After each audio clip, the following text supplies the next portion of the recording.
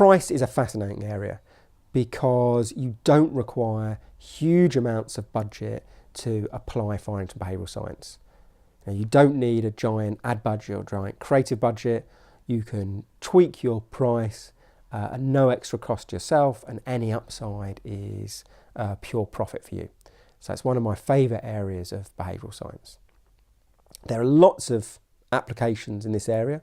One is around the idea that the more you charge for a product, the greater people will appreciate that good. There's a lot of academic work in this, but I've just come across a story in this great book, Creative Blindness by Dave Trott, and he tells a bit more of a historic story. So it's 2,000 years ago. Julius Caesar is still a relatively unknown figure at the age of 23, and he's sailing across the Aegean Sea. Unfortunately for Caesar, he is captured by Sicilian pirates, and they take him captive and they demand a ransom. They demand 20 talents of silver, worth about $600,000 in today's money. So Caesar says to them they're being ridiculous. He couldn't possibly allow himself to be ransomed so cheaply. Pirates are very confused. Most captives asked to be ransomed for less, not for more. But Caesar demanded that they asked for 50 talents of silver, about $1.5 million in today's money. And the reason he did this was that when his men went back to Rome, they asked this huge sum of money that no one had ever asked for before, nothing so large. He became an overnight sensation. People thought, well, if the pirates are demanding such a gargantuan sum for him, he must be quite something. So it made his reputation overnight. What Caesar essentially realised 2,000 years before the academic name was coined was this idea called Veblen goods. Essentially the idea that the higher price you ask, the greater someone values your product. Now there are a number of implications here. The first could be the role for introducing a higher end good. The other implication could be to emphasise your price, like L'Oreal did it because you're worth it, or Stella Artois did it, reassuringly expensive. Now, sometimes emphasising the price will make the good feel that more higher quality. The other approach is around promotions. You want to be very wary about becoming a DFS style brand, of constantly discounting your goods, because what you'll essentially do is train your consumer that your product isn't very high quality. Lovely analogy from Martin Sorrell.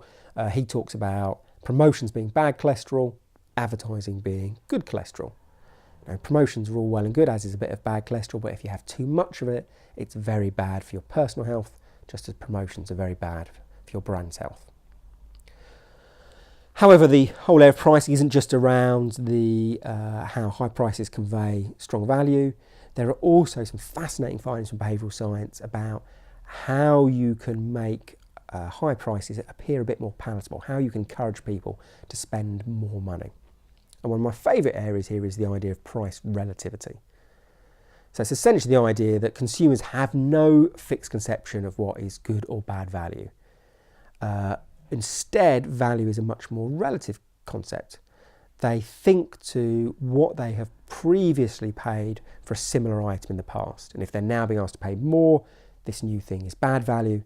If they're now being asked to pay less, this new thing is good value. Now that's fascinating to marketers because it means that you can change your perception of value if you change your comparison set. Now lots of brands have done that in the last 20 years, Red Bull, craft beer, but still the best example is probably Nespresso. So think back to when Nespresso launched. If they had been launched by a less able brand than Nestle, what they'd have probably done is stick that coffee powder in half-kilo bags like the ones you see on the supermarket shelves, like Dow Egberts or Cafe Direct. If they had done that, and if they charged the same per gram price, those bags would cost, a 474 gram bag would cost £34. Now there is no way on earth any shopper is going to go and buy a bag for that price. It would feel so wasteful, it would feel morally wrong. But of course, they didn't do that. They launched in pods.